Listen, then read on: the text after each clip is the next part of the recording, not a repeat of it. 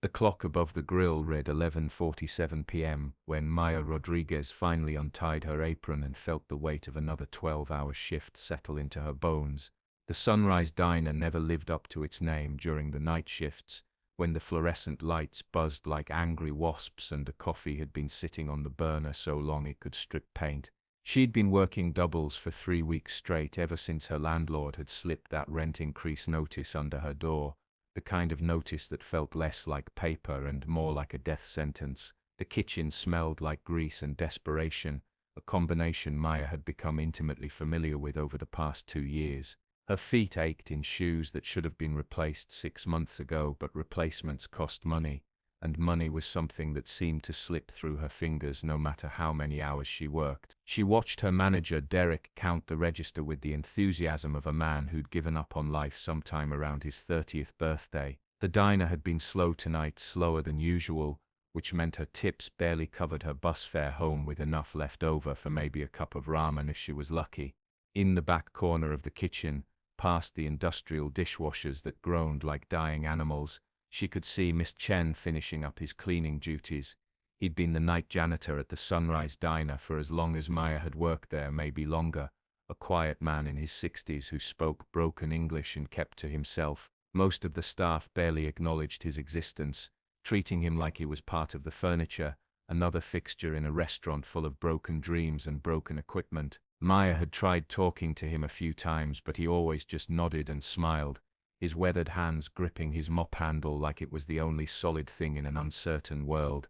Tonight, as she gathered her things from her locker, she noticed the leftover lasagna sitting in the walk-in cooler, the Thursday special, 3 full portions that hadn't sold, which meant Derek would just toss them in the morning. The diner had a strict policy about taking home leftovers without paying, something about liability and corporate regulations that Maya suspected was just Derek's way of exerting whatever tiny amount of power he had in his miserable life. But Derek had already left through the front door, his beat-up Honda coughing to life in the parking lot, and Maya found herself staring at that lasagna with a strange sense of purpose. She thought about the crackers and peanut butter waiting for her in her efficiency apartment, the kind of meal that reminded her exactly how far she'd fallen from the college dreams she'd once harbored.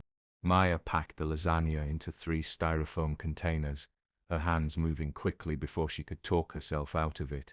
She wasn't even sure why she was doing this, why tonight felt different from the hundreds of other nights when she'd walked past Mr. Chen without a second thought. Maybe it was the way he'd been moving slower lately, or maybe it was just that her own exhaustion had finally cracked through whatever shell of self-preservation she'd built around herself. When you're drowning, sometimes you notice other people struggling to keep their heads above water too. She found him by the back door, emptying the last trash bin of the night, his movements methodical and precise despite the obvious fatigue in his shoulders. The parking lot behind the diner was barely lit, just one flickering street lamp that cast long shadows across the cracked asphalt, where weeds pushed through like desperate fingers reaching for the sky. Miss Chen looked up as she approached, his expression shifting from neutral to mildly confused, like he couldn't quite figure out why one of the servers was walking toward him instead of past him. Maya held out the containers, suddenly feeling ridiculous, like she was some kind of savior when she was barely keeping her own life together. The words came out awkward, tumbling over each other in her hurry to explain before she lost her nerve. She told him the food would just go to waste, that she couldn't stand the thought of throwing away perfectly good meals when there were people who could use them, and she didn't mention that she was one of those people too, that her own refrigerator at home contained exactly 1 carton of eggs, half a loaf of bread and a jar of expired mayonnaise. Mr. Chen's face did something strange then, his eyes widening just slightly before he blinked several times in rapid succession. For a moment Maya thought he might refuse, might shake his head and go back to his trash bins and his mop bucket, but instead he reached out with both hands and took the containers like they were something precious. His hands were rough, coal-used from years of hard work, the kind of hands that told stories without words. He said thank you in his accented English, his voice quiet but carrying a weight that made Maya's throat tight. There was something in his expression she couldn't quite read, gratitude mixed with something else, something that looked almost like recognition. She brushed it off, told him it was nothing, just leftovers, but even as the words left her mouth, she knew they sounded hollow. They stood there for a moment in the parking lot, two people on the wrong end of the American dream, connected by 3 containers of lukewarm lasagna, and the understanding that sometimes the smallest gestures carry the most weight. Then Miss Chen nodded once, a formal little bow that seemed out of place behind a diner in the middle of nowhere, and Maya turned to go, her bus already pulling up at the corner stop, its diesel engine cutting through the night like a promise that at least something in this city ran on schedule. Maya's apartment building had the kind of lobby that made visitors check twice to make sure they'd entered the right address, all cracked tile and flickering lights, and a persistent smell that was part mildew and part something nobody wanted to identify too closely. The mailboxes along the wall were dented and scratched, most of them missing their little doors entirely, which made mail delivery more of a suggestion than a guarantee. She'd been broken into twice in the past year, both times losing nothing because she had nothing worth stealing, which was its own special kind of depressing. The morning after her shift at the diner, Maya stumbled down the stairs with exactly 4 hours of sleep in her system, already running late for her second job cleaning offices downtown, when she saw the envelope tucked into her mailbox. Not junk mail, not a bill, not another threatening notice from the landlord or the student loan services, who seemed to find her no matter how many times she moved. This was different. Heavy cream-colored paper with her name written in actual calligraphy across the front, the kind of envelope that belonged at a wedding or a fancy corporate event, not in a building where the elevator had been broken for 6 months, and the super was probably running a drug operation out of the basement. Maya pulled it out slowly, her tired brain struggling to process what she was seeing. The envelope felt expensive in her hands, the paper thick and textured, and when she turned it over she saw a wax seal, an actual honest-to-God wax seal like something out of a movie about rich people and their ridiculous lives. Her fingers trembled slightly as she broke the seal and pulled out the card inside, which was even fancier than the envelope if that was possible. The message was brief, written in the same elegant script. It invited her to dinner, at an address in Pacific Heights, the kind of neighborhood where Maya had only been once on a bus that took a wrong turn, the kind of neighborhood with mansions that had names instead of just numbers. The invitation was for tonight at 7 p.m.,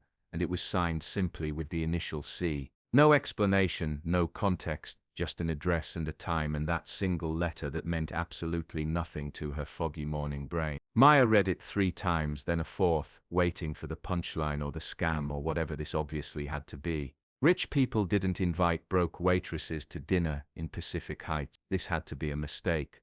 Maybe a case of mistaken identity, maybe someone with her same name, who actually belonged in rooms with wax seals and calligraphy. But the envelope had her exact address, apartment 4C, and her full name, Maya Catherine Rodriguez, which ruled out the simple mix-up theory. She stood there in the lobby for a solid 5 minutes, just staring at the card, while Mrs. Kowalski from 3B shuffled past with her grocery cart and gave Maya that look that said she was blocking the mailboxes again. Maya called in sick to her cleaning job for the first time in 18 months, which would probably get her fired, but she couldn't think straight, and she definitely couldn't push a vacuum around while her mind spun through the possibilities of what this invitation could mean.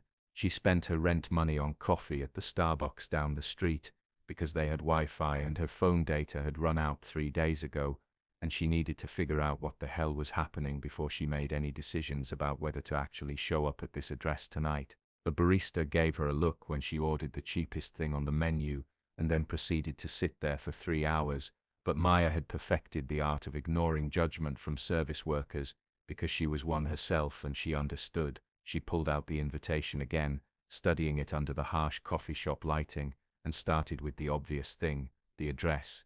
When the results loaded, Maya felt her stomach drop somewhere around her knees. The address belonged to the Chen estate, a sprawling property in Pacific Heights that was apparently worth somewhere north of $40 million. The photograph showed a mansion that looked like it belonged in a European castle catalogue, all stone and elegant windows and gardens that probably required a full-time staff just to keep the roses alive. Maya scrolled through the search results with growing disbelief, her coffee getting cold in front of her while she pieced together a story that seemed impossible. Richard Chen, tech entrepreneur and venture capitalist, one of the early investors in several major Silicon Valley companies that had made him wealthy beyond any reasonable measure of wealth. The photograph showed a distinguished older man in expensive suits at charity galas and business conferences, a man who looked nothing like and exactly like the janitor who cleaned the Sunrise Diner every night. Maya clicked through article after article, her hands shaking slightly as the pieces fell into place. There had been a scandal 6 months ago, something about Chen stepping down from his board positions, rumors of burnout and family tragedy, whispers that he'd lost touch with reality after his wife's death. The business press had been vicious, speculating about his mental state and whether his companies would survive without his direct involvement. Then the articles just stopped, like Richard Chen had disappeared from public life entirely, which apparently he had, right into a janitor's uniform and a night shift at a diner that probably didn't even run background checks. Maya sat back in her chair, her mind reeling. She thought about all the nights she'd barely acknowledged him, all the times she'd walked past without even making eye contact, treating him like he was invisible because that's what you did with janitors and busboys and all the other people who kept the world running while everyone else pretended they didn't exist. Maya's best friend Jasmine thought she was insane for even considering going to this dinner, which was rich coming from someone who'd once driven to Vegas with a guy she met at a gas station because he said he was a music producer and could make her famous. They were on the phone while Maya stood in her apartment, staring at the only dress she owned that wasn't covered in food stains or permanently wrinkled from being stuffed in the back of her closet. Jasmine kept saying this was how people got trafficked or murdered or scammed out of their organs, her voice getting higher with each scenario she invented, but Maya wasn't really listening because something else was happening in her head, something that felt like the first clear thought she'd had in months. She kept thinking about the way Richard Chen, whatever his name really was, had looked at her in that parking lot when she'd handed him the lasagna, that expression that hadn't been just gratitude but something deeper, like she'd seen him when everyone else had decided he was invisible. Maya understood that feeling, understood it in her bones, because she'd been invisible her whole life, just another broke waitress in a city full of broke waitresses, another person struggling to survive while the world rushed past without noticing. Maybe that's what this was about. Not some elaborate scam or weird rich person game, but just one invisible person reaching out to another and saying, I see you, you exist, your small act of kindness mattered. Or maybe Jasmine was right and she was about to get her organs harvested in a Pacific Heights mansion, which would at least be a more interesting death than slowly grinding herself to dust working 3 jobs for the rest of her life. The dress wasn't great, but it would have to do, black and simple and only slightly too big because she'd bought it at a thrift store back when she still thought job interviews might lead somewhere other than more rejection emails. Maya took a shower in her bathroom where the hot water only lasted about 4 minutes, did what she could with her hair and the drugstore makeup that was probably expired but still worked well enough. She looked at herself in the mirror, this tired 26-year-old woman with circles under her eyes and calluses on her hands and dreams that had been downsized so many times they barely qualified as dreams anymore. The bus to Pacific Heights took 45 minutes and required 2 transfers,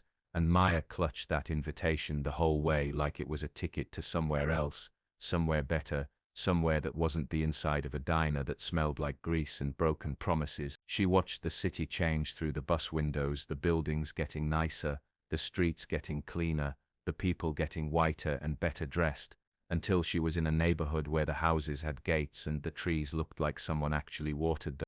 The mansion was somehow more intimidating in person than it had been in the search results, all stone and elegance and the kind of quiet wealth that didn't need to announce itself because everyone already knew.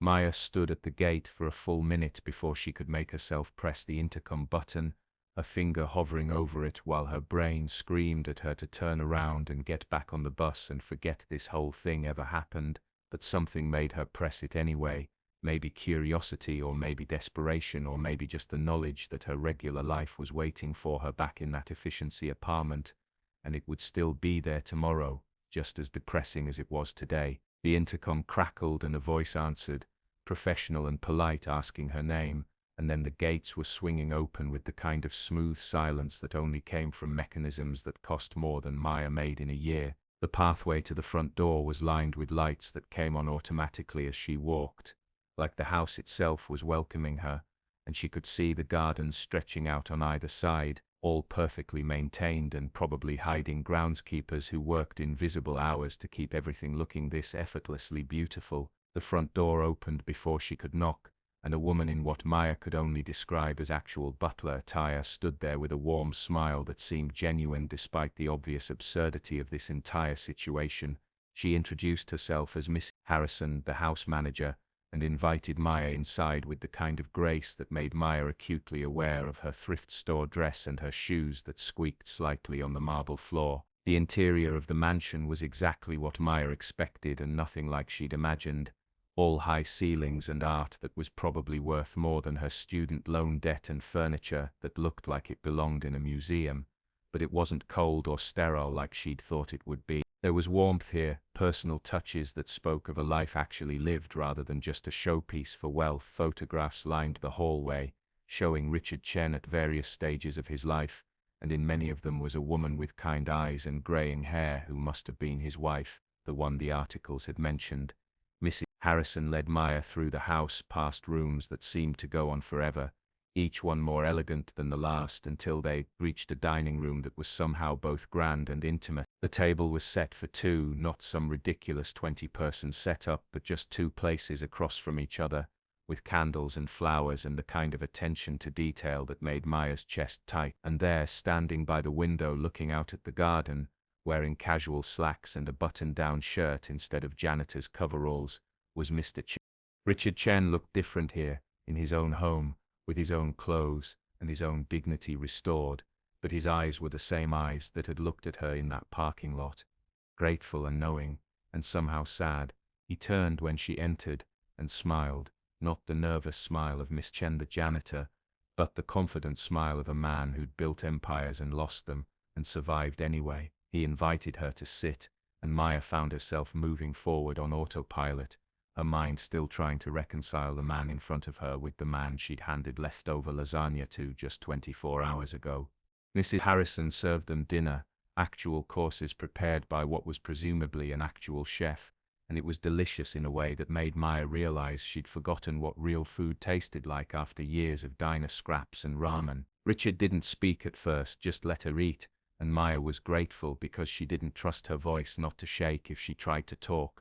Finally, after the main course, he set down his fork and looked at her with those same knowing eyes. He told her his story, his voice quiet but steady, and Maya listened like her life depended on it, because maybe it did. He talked about building his company from nothing, about the decades of work and sacrifice and success that had made him wealthy beyond measure, but had also cost him everything that mattered. His wife had died 18 months ago, cancer, and something had broken in him that no amount of money could fix. He'd looked around at his life, at the board meetings and the charity galas, and the endless parade of people who saw him as a wallet or a connection or a means to an end, and he'd realized he couldn't remember the last time someone had looked at him and seen a human being. So he'd walked away from it all, not publicly, just quietly stepped back and handed control to people he trusted, and he'd taken a job as a janitor, because he wanted to know what it felt like to be invisible, to be the person everyone looked past without seeing. He wanted to understand what his wife had been trying to tell him all those years,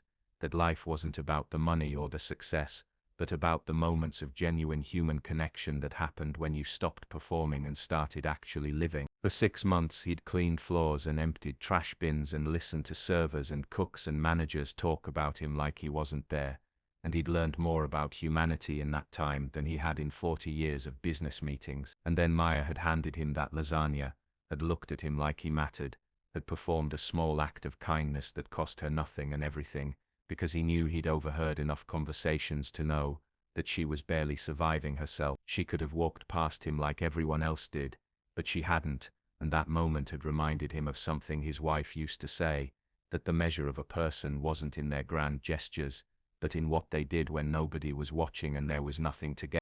Maya sat there in that dining room with tears running down her face, and she wasn't even embarrassed, because this was too big for embarrassment, too overwhelming for any normal emotional response.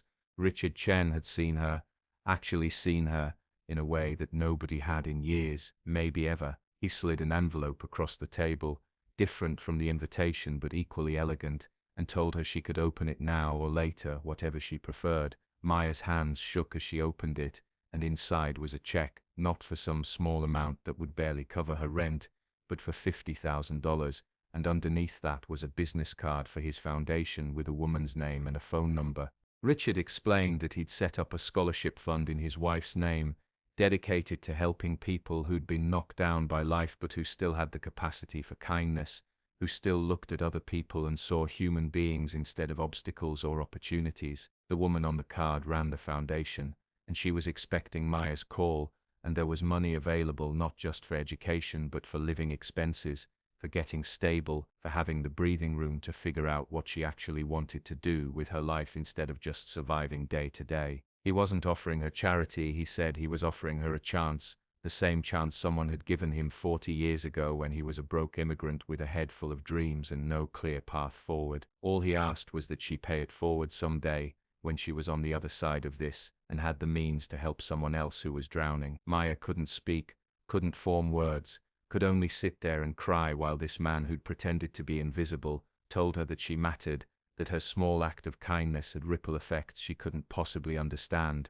He told her she could keep working at the diner if she wanted, that he wasn't going anywhere, that he'd actually grown to like the work and the routine and the way it kept him grounded, but he wanted her to know she had options now, that the world was bigger than the four walls of that restaurant and the efficiency apartment with the broken elevator. Later, Miss Harrison called her a car, not a taxi, but an actual car service, and Maya rode back to her neighborhood in leather seats that probably cost more than her monthly rent. She clutched the envelope and the business card and thought about how 24 hours ago she'd been contemplating whether she could afford ramen this week, and now she was holding a ticket to a completely different life. The car dropped her off in front of her building, and she stood there for a long moment looking up at the cracked facade and the flickering lights, and for the first time in years it didn't feel like a prison. It felt like the place she was standing right now, in this moment before everything changed. Maya thought about Richard Chen in his janitor's coveralls, invisible by choice, learning what it meant to be human again. She thought about the lasagna she'd almost not given him, the small choice that had turned into this impossible night, and she thought about her wife's words, about the measure of a person being in those small moments when nobody was watching. Maya pulled out her phone and looked at the business card again, and she knew she'd make that call tomorrow. Tonight she just wanted to stand here and feel the weight of possibility settling into her bones, replacing the exhaustion and desperation with something that felt dangerously close to hope. The city hummed around her, indifferent as always, but Maya didn't feel invisible anymore. She felt, and that changed everything.